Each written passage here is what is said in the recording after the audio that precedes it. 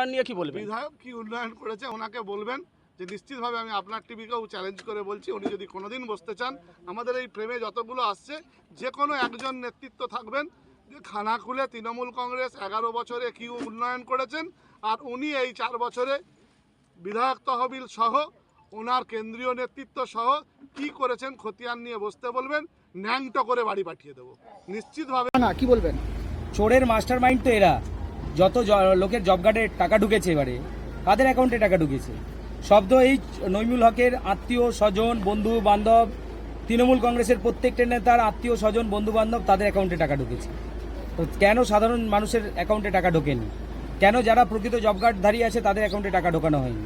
চুরি করেছে তো এরা।